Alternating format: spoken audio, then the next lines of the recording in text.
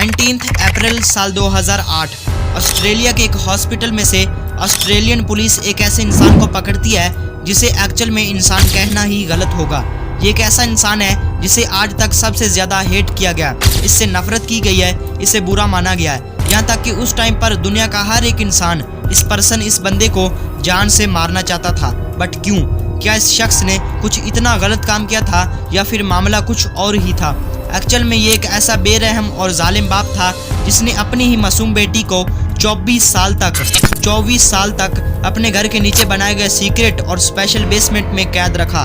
24 साल कुछ कम टाइम नहीं होता, और इन 24 सालों में इस दरिंदे ने अपनी ही मासूम बेटी का हजारों बार रेप किया और इसके पेट से अपने 7 नाजायज बच्चे भी पैदा करवाए। बट यार, क्या एक बाप इतना भी नीचे गिर सकता है? मुझे यकीन नहीं होता। जी हाँ, ये एक सच्चा या फिर ट्रू केस है जोसेफ फ्रिट्जल और एलिजाबेथ का।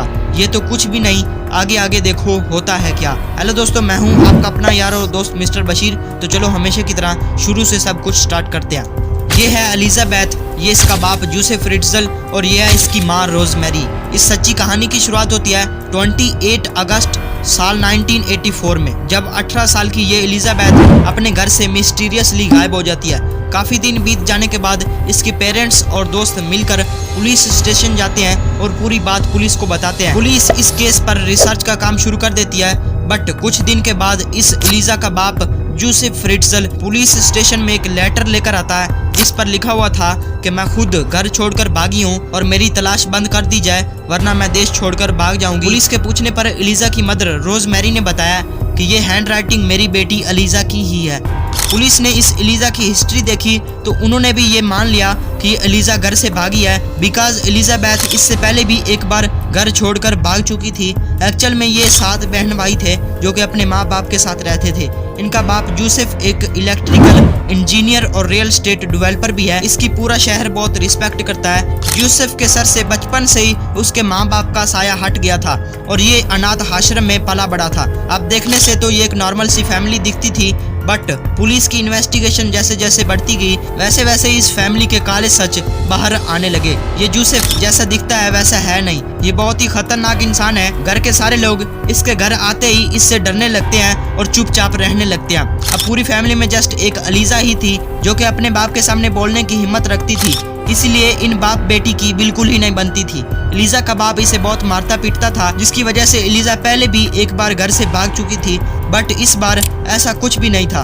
एलिजा साल 1984 को अपने घर से गायब हुई और इसके ठीक 24 साल बाद यानी 19 अप्रैल साल 2008 को एक बूढ़ा आदमी एक 19 साल की लड़की को जिसका नाम क्रिस्टीन था उसे लेकर हॉस्पिटल में इंटर होता है। इस लड़की की हालत बहुत बिगड़ चुकी थी, खराब हो चुकी थी। इसकी स्किन बहुत ज्यादा पतली और पीली पड़ चुकी थी और देखने से लगता था कि जैसे ये ट्रांसपेरेंट हो।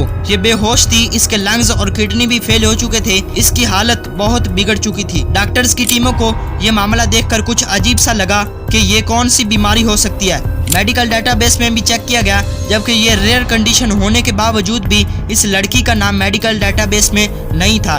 डॉक्टर्स ने इसे लाने वाले इंसान से बात करने की कोशिश की। उसने बताया कि मैं इस लड़की का दादा हूँ, इसके अलावा मुझे कुछ भी मालूम नहीं है, और उल्टे पुल्टे जवाब देने लगा। बट इसके बिहेवियर से मालूम हो रहा था कि ये कुछ ना कुछ तो जानता है। डॉक्टरों ने पुलिस को बुलाया। देखते ही पुलिस वाले हैरान रह चुके थे कि ये तो वही जोसेफ है जिसकी बेटी 24 साल पहले गायब हो चुकी थी।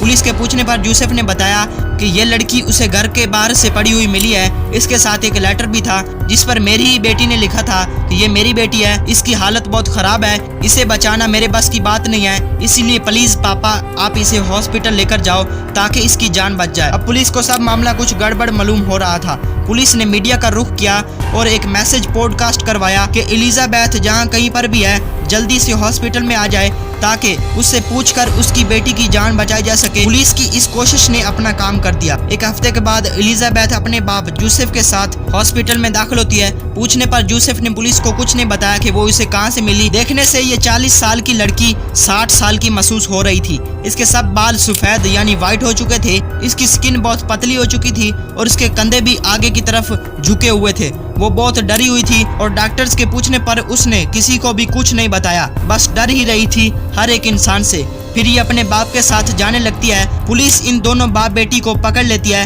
और पुलिस स्टेशन ले जाती है और इन दोनों बाप बेटी को अलग अलग रूम्स में ले जाकर पूछताछ की जाती है। बट जोसेफ कुछ बोलता ही नहीं है और एलिजा भी कुछ बताती नहीं है। काफी घंटों के बाद जाकर एलिजा पुलिस से बोलती है कि वो सब कुछ उन्हें बता देगी, बट एक शर्त पर कि उसका बाप जोसेफ फिर कभी भी जिंदगी में उसे ना देख सके और ना ही वो अपने बाप को देख सके। पुलिस ने कहा कि ये शर्त हमें मंजूर है, बट तुम पूरी कहानी तो बताओ, तुम्हारे साथ हुआ क्या है। अब एलिजा ने कहा कि जब मैं 11 साल की थी तब से ही मेरा बाप मेरे साथ गलत करता आया है और जब मैं 18 साल की हुई तो 28 अगस्त 1984 के दिन मेरे बाप ने मुझे नीचे बेसमेंट में बुलाया कि बेटी नीचे मैंने कुछ काम करना है तो मेरी हेल्प कर दो। इस बेसमेंट को जोसेफ ने बहुत साल लगाकर बनाया था जस्ट अपनी बेटी के लिए ही और इसके बारे में किसी को भी कुछ मालूम नहीं था।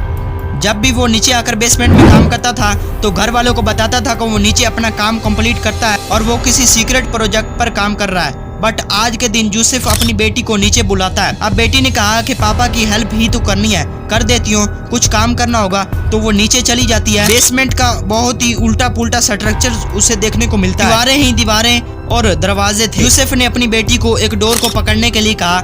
जैसे ही एलिजा ने उस दरवाजे को पकड़ा तो जोसेफ ने तेजी से बाहर निकलकर उस डोर को बाहर से लॉक कर दिया। वो भी किसी ताले से नहीं बल्कि उसने डोर को पैटर्न लॉक लगाया था क्योंकि ये मैकेनिकल इंजीनियर था और इस लॉक को जस्ट यही खोल सकता था, इसके अलावा इसको कोई भी ओपन नहीं कर सकता था।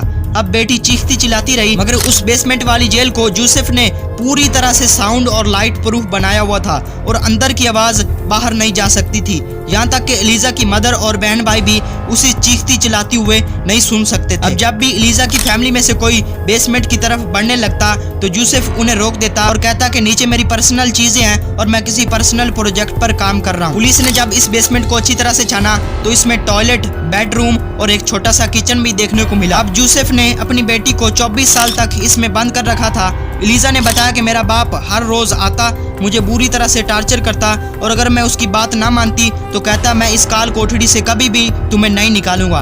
उसने हर दिन मेरे साथ गलत काम किया, यहाँ तक कि मेरा पहला बच्चा भी पैदा होते ही मर गया। कहती है कि जोसेफ ने जस्ट मुझे एक कैंची लाकर दी थी कि जब भी बच्चा पैदा हो तो इससे अपना काम पूरा कर लेना। इसी तरह मैंने अपने ही बाप पे 7 नाजायज बच्चे पैदा किए। अब वो लड़कियां लड़के बड़े होने लगे थे। जोसेफ उन्हें भी डराता धमकाता, मारता था, पीटता था।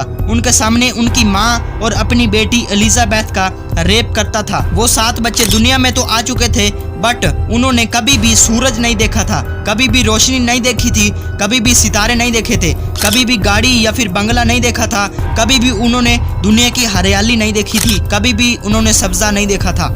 एलिजा बहुत ही प्यार से उन्हें पालती और समझाती कि एक दिन हम यहाँ से निकल ही जाएंगे। जोसेफ इन सब का खाना पीना नीचे ही उनको लाकर देता था। कई सालों के बाद बच्चे बड़े हो चुके थे। एलिजा ने जोसेफ से रिक्वेस्ट की कि प्लीज पापा इन्हें एक टीवी लाकर दे दो, तो उसने बात मान ली और इंटरटेनमेंट के लिए एक टीवी लाकर उन्हें दे दिया। एलिजा कहती है कि जोसेफ हमें हर रोज तंग करता था, कभी इलेक्ट्रिसिटी की तार काट देता था और बिजली चली जाती थी, अंधेरा हो जाता था, तो कभी कमरे में गैस छोड़ देता था। इसकी वजह से एलिजा की बड़ी बेटी क्रिस्टेन की हालत खराब हो चुकी थी और फाइनली यही वो लड़की थी जिससे उसका दादा और उसी का बाप जोसेफ फ्रिट्जल उसे हॉस्पिटल में लेकर जाता है। बट वो भी उसे ऐसे ही नहीं लेकर गया था। उसकी बेटी यानी एलिजाबेथ ने उसके आगे बहुत गिड़गिड़ाया था कि पापा आपकी बेटी, उसकी कंडीशन, उसकी हालत बहुत खराब है, आप प्लीज उसे हॉस्पिटल लेकर जाओ वरना वो मर जाएगी। तो जोसेफ मान जाता है, हॉस्पिटल में लेकर जाता है इलाज कराने के लिए। डॉक्टर्स का कहना था कि इसे विटामिन डी की कमी है जो कि सूरज की रोशनी से मिलती है, जबकि वो रोशनी इसने कभी भी नहीं देखी थी और ना ही महसूस की थी।